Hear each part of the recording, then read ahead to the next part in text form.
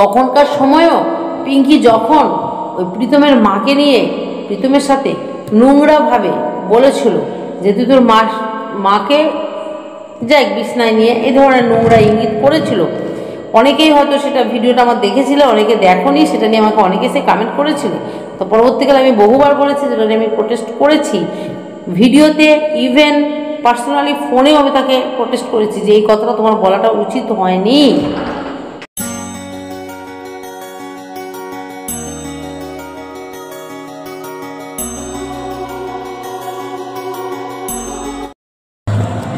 Hello guys, সবাই কেমন আছো? আশা করি সবাই ভালো আছো। হ্যাঁ, কিছুদিন আমার আসতে পারছি না ইউটিউবে, তো অনেক কথাই বলার আছে, সেই কথাগুলো তোমাদেরকে বলবো। হ্যাঁ, রিমির ডিভোর্স হয়ে গেছে, রিমির এবার ভিডিও ডিলিট হবে, কি সই করতে হবে, মানে সরি কেস তুলতে হবে, তারপরে সই হবে, তারপরে ভিডিও ডিলিট হবে, অনেক কিছু, অনেক মানে তোমরা হয়তো খবর পেয়েছো। তো আমি লেটে খবর পেয়েছি, লেটে দেখেছি, অনলাইনে তো সব ঘুরছে, কিন্তু আমার তো ওখানে ঢোকার মতো সময় নেই ভাই, কাজে আমার লেট হয়েছে। আর তোমরা আমার যারা ভিডিও দেখোনি, কী সমস্যায় কী প্রবলেম আমার হয়েছিল, বারবার এক কথা নিয়ে, কারণ সিম্পাথি গেইন করা হয় না, বারবার এক কথা নিয়ে ঘ্যান ঘ্যান করতে পারবো না। কালকে ভিডিওটা কিংবা কোন দিন দেবো ভিডিওটা আমি জানি না, মানে একসাথে বসে করছি ভিডিওটা, কোন দিন কোনটা যাবে আমি জানি না, ঠিক আছে? তো চলো, আমি দেখতে পাচ্ছি অনেকেই রিমিকে নিয়ে নেগেটিভ করছে, অনেকেই রিমিকে নিয়ে পজিটিভ করছে, অনেকেই প্রীতমকে নিয়ে নেগেটিভ করছে, অনেকেই প্রীতমকে নিয়ে পজিটিভ করছে। তো আমি কাউকে নিয়ে নেগেটিভ, কাউকে নিয়ে পজিটিভ, ওই মেন্টালিটিটা নয় যে কারোর দোষ দেখেও সেটাকে ঢাকা দিয়ে দেবো, আর কারোর দোষ নেই যেহেতু পজিটিভ ভিডিও করছি তাকে নিয়ে চটকেই যাব না ভাই। আমি তো সেই ক্লাসের কোনোদিনই নেই, তোমরা সবাই জানো। নিজের যেটা ন্যায় কথা সেই ন্যায়ভাবে বলতে আমি খুব ভালো, স্পষ্ট কথা কষ্ট নেই, স্পষ্ট কথার কোনো কষ্ট নাই, কারণ স্পষ্ট কথা বলতে আমি খুব ভালোবাসি, যার জন্য আমার চলতে ফিরতে বন্ধু বান্ধব অনেক কম, আমি পারি না ওই মলব লাগিয়ে প্রলেপ লাগিয়ে, হ্যাঁ, তাদেরকে নিয়ে চলাটা আমার দ্বারা হয় না গো, সরি। তার জন্য আমার যদি চারিদিকে কেউ নাও থাকে সই, কারণ আমি চাই না আমার চারিদিকটাকে গেন্দেগি করে দিতে। আমি নিজের কাছে তো থাকবো পরিষ্কার, যে হ্যাঁ ভাই আমি পরিষ্কার, ঠিক তাই আমি সঠিক অ্যান্ড ন্যায় কথাটা, স্পষ্ট কথাটা কষ্ট না করে স্পষ্টবাদীর মতো বলে দিতে ভালোবাসি। তো একটা জিনিস দেখলাম, বৌদিকে তাড়িয়ে দিয়ে মাকে নিয়ে ফুর্তি করছে, দরকার কি আছে? মাও তো মেয়ে, মাকে দিয়ে সমস্তটা মিটে যায়, মায়ের সাথেই সব হয়ে যায়। এই ধরনের আমি না কমেন্ট আমি দেখিনি। তো প্রীতমের ভিডিওটা দেখলাম, প্রীতমের আমি একটা ভিডিও দেখলাম, সেই ভিডিওতে সে এক্সপ্লেন করলো যে কেউ একজন এরকম একটা কমেন্ট করেছে যে দুটো বউ নিয়ে তো থাকতে পারলি না, কিংবা দুটো বউকে তাড়িয়ে দিয়েছিস, আর বউদের দিয়ে বা হবেই বা কি, আছে তো মা তোকে পুষিয়ে দিচ্ছে, কিংবা মায়ের সাথে। এই যে কমেন্টটা খুব বিচ্ছিরি একটা কমেন্ট। আরে ভাই তুমি দেখতে পারো না তাকে, হ্যাঁ ছেলেটা ভালো ছেলে নয়, একদম মোস্ট ফালতু ছেলে, ওর মতো ছেলে জগতে আর দুটো নেই। বলতে পারো, বলে দাও, মনে যার যতটা জ্বালা আছে, যার যতটা এক্সপ্লেন করার আছে ওইভাবে করে দাও। কিন্তু এটা কখনোই আমি এটা আমি এর আগেও আমি প্রোটেস্ট করেছিলাম, এর আগেও যখন একদম তুল কালাম চলছে, আর একদম অবশ্যই আমি তখন পিঙ্কির, সবাই তোমরা জানতে, পিঙ্কির হয়েই আমি ভিডিও করতাম, পিঙ্কিকে নিয়েই আমি ভিডিও করতাম, পিঙ্কির তাই বলতাম। হ্যাঁ, হয়তো অনেক সময় অনেক ভুল থাকলে সেটাকেও হয়তো বলিনি যে তা না, হয়তো একটু অন্যরকমভাবে বলেছি, সেটা আমার বলা নয় যে স্পষ্ট কথার কষ্ট নাই, ভালোবাসা মানুষ অন্ধ হয় না যে তা নয়।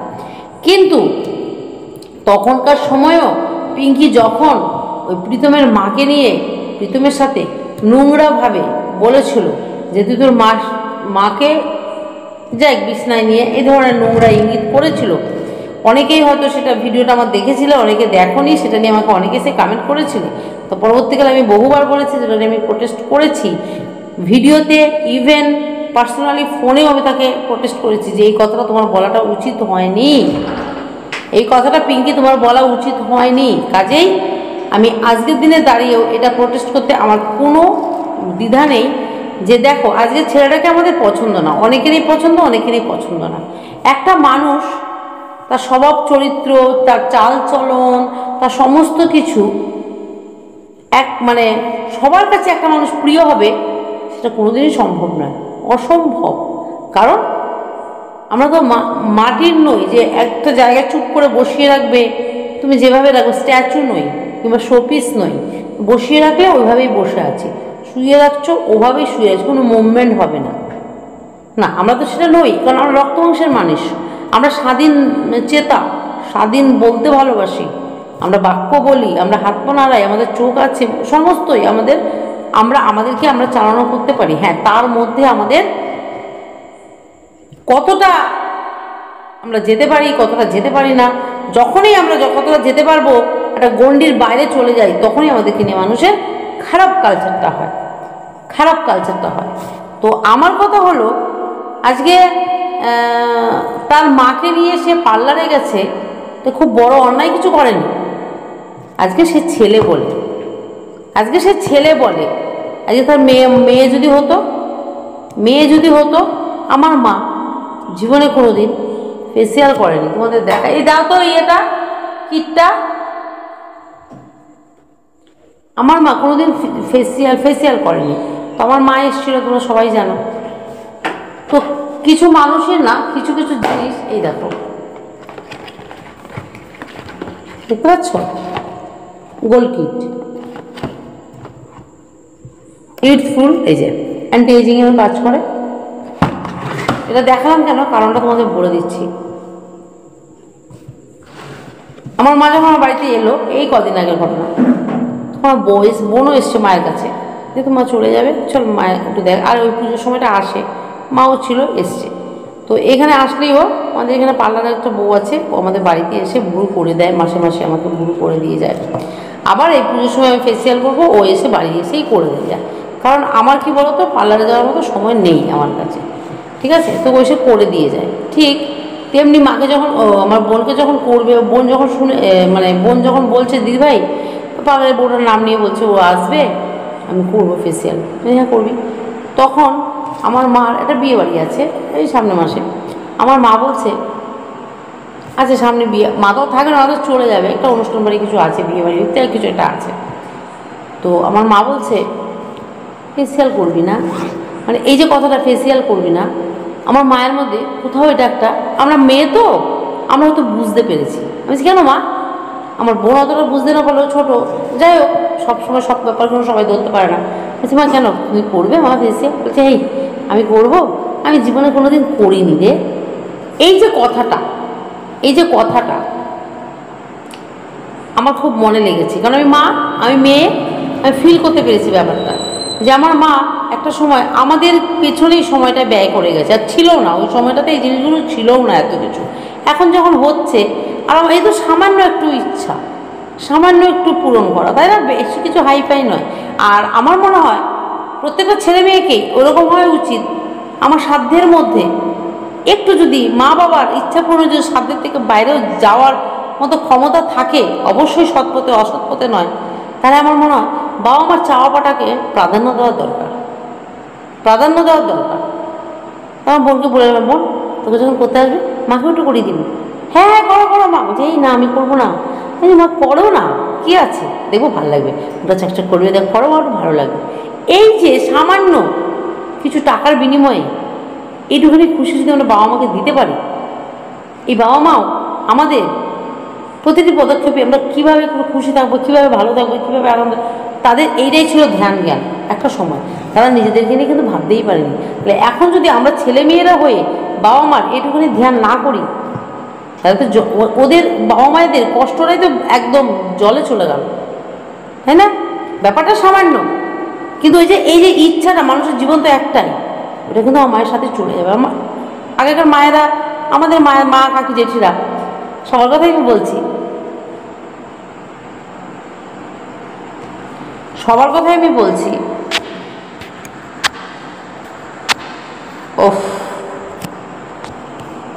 হ্যাঁ তারা কিন্তু সেরকমভাবে জীবনে চাহিদা কিছু পূর্ণ, আমরা এখনকার জেনারেশনে তাও আমরা কাজ করছি হয়তো নিজেরা পূরণ করে নিতে পারি, কিন্তু তখনকার কিন্তু পারেনি। আমার কথা হলো, প্রীতমের মা ভালো মানুষ নয়, একটা বউকেও ঘরে সে রাখতে পারেনি। পরবর্তীকালে 3 নম্বর বউ আসবে, তাকেও সে রাখতে পারবে কি পারবে না সেটা হলো গিয়ে পরের কথা, হয়তো রাখতে পারবেই না।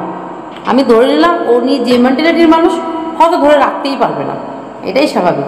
তার জন্য ছেলে মাকে নিয়ে পার্লারে গেছে বলে এত নোংরা নোংরা কথা বলারও কিছু হয়নি, এত নোংরা নোংরা কথা বলারও কিন্তু কিছু হয়নি।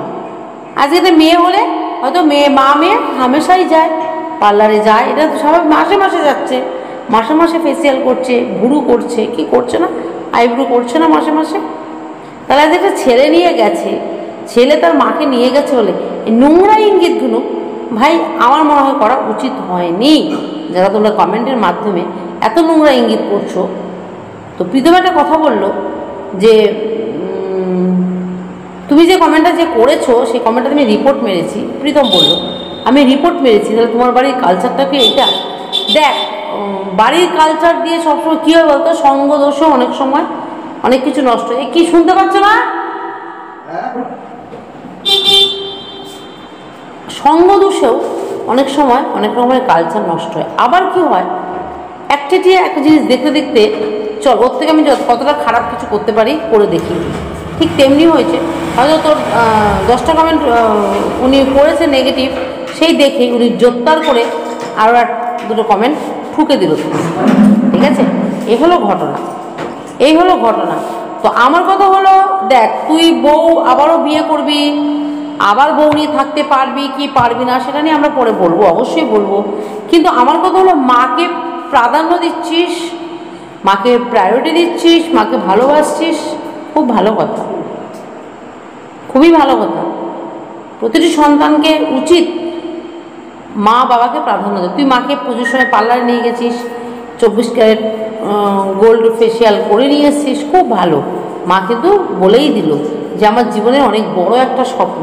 দেখ এই কিছু কিছু মোমেন্টে কী হয় বলতো, এই ছোটো ছোটো চাওয়া পাওয়াগুলো অনেকটা বড় হয়ে, কারণ নিজের হাতের মধ্যে থাকে না, তো পাটা ধুয়ে নেই, নিজের হাতের মধ্যে থাকে না, তো কাজেই এই কিছু কিছু ছোটো ছোটো চাওয়া পাওয়াগুলো, কারণ যারা পেয়ে গেছে তাদের কাছে সামান্য ব্যাপার। এবার ফেসিয়াল করেছে, পার্লারে গেছে, চুল কালার করেছে, হাইলাইট করেছে, এটা এমন কি ব্যাপার রে ভাই।